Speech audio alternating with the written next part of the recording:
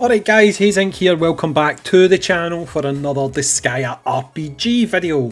Don't pay too much attention to what's going on at the side of the screen. I'm just grinding some stuff over on my JP account and I thought I would let it play some animations, and you can see some cool animations for some future units that we'll get at some point down the line. But we're not here to talk about what's on screen, we're here to talk about what's coming up on global, and that would be the gate for Bloodis and Bloodis himself as a character.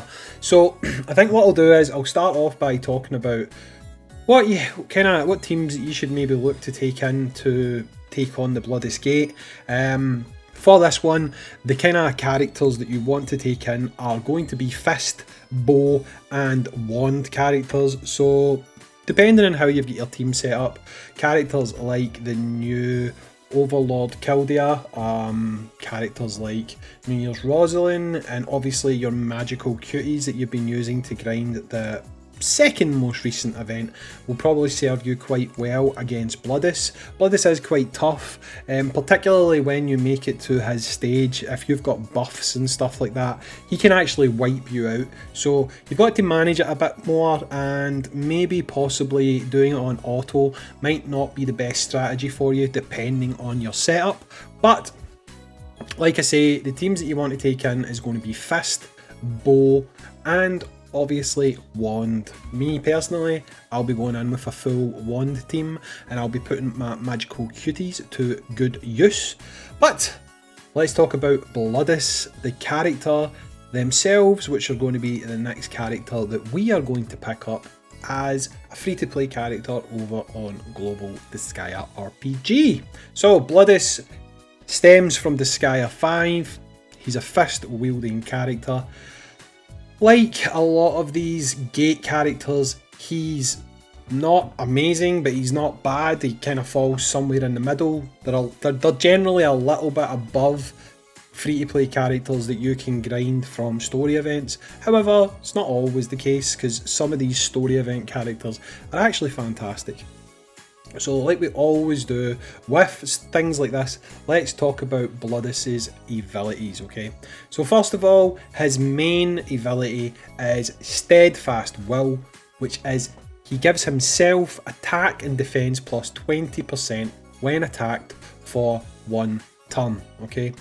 Now, unfortunately, Disgaea doesn't have like a taunt mechanic, so you've got no way of like activating that. You've got no way of making sure he gets attacked before you then attack. A lot of games do like to give you a sort of a taunt mechanic so that you can take full advantage of damage related buffs, but unfortunately this game doesn't have that, so it's going to be a bit of a roll of the dice to when he actually gets that attack and defense plus 20%. Now, if you get him to any one, which in theory you can probably do the first time that the gate's up if you are defeating the highest level gate, he will give fist wielding allies single target damage dealt plus 15%. Yes, it's fairly decent if you don't have any other fist supporting characters, but the fact that his main is a self-centered main that's not going to trigger all the time, there is better options out there if you are looking for someone to boost your fist wielding units. His NE5 is heavy armour, which is all stats except HP and speed plus 7% when a turn begins, and that's valid for 3 turns, and again it's only to himself, okay? And his NE7 is black belt, which is belt equipped allies attack and defense plus 13%. So just based on abilities alone, I can see why a lot of people do rank Bloodis in the lower end of the scale when it comes to tier rankings. I'm not crazy for tier lists myself, but I can see why this guy doesn't get a lot of action and why a lot of people don't really care about him. He only really has two skills that are going to affect anyone else on the team, which is his NE1 and his NE7. NE7 is going to take you a while to get to. Do not invest prinnies in this guy.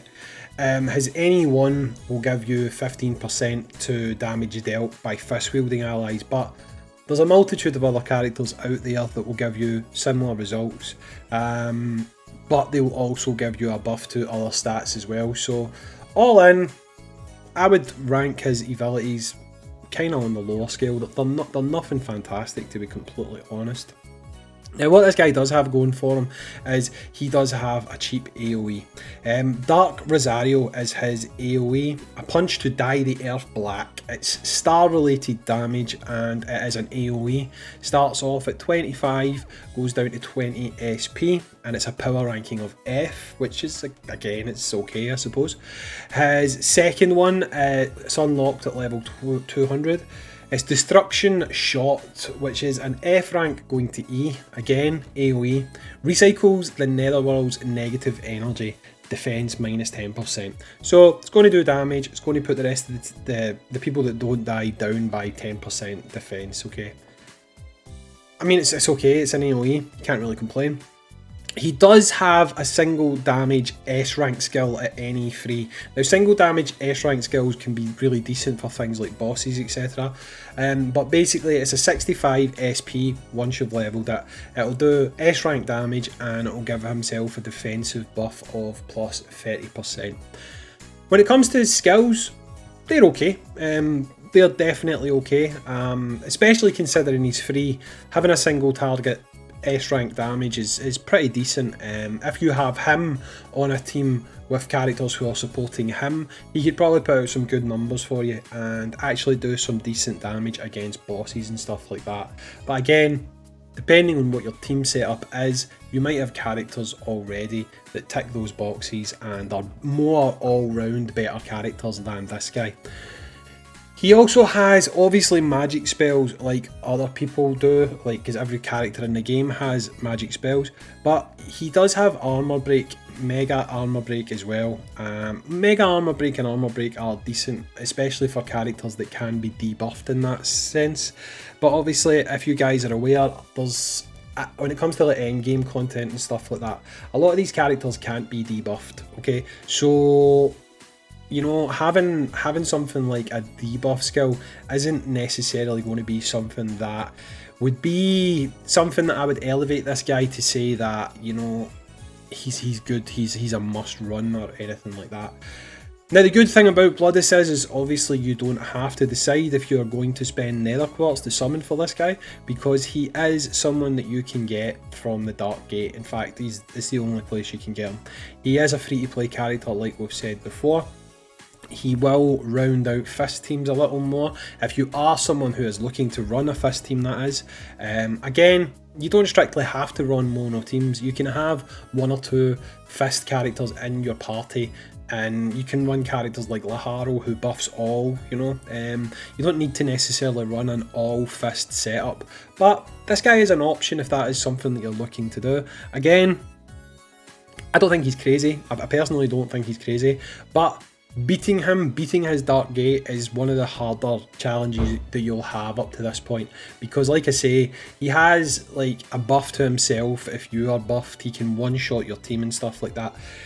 So you might find that this Dark Gate is a little bit trickier to get by than the first couple that we've been used to, but it's good to get slightly harder content coming. It makes you have to think a bit more about how you're going to do things, how you're going to tackle things.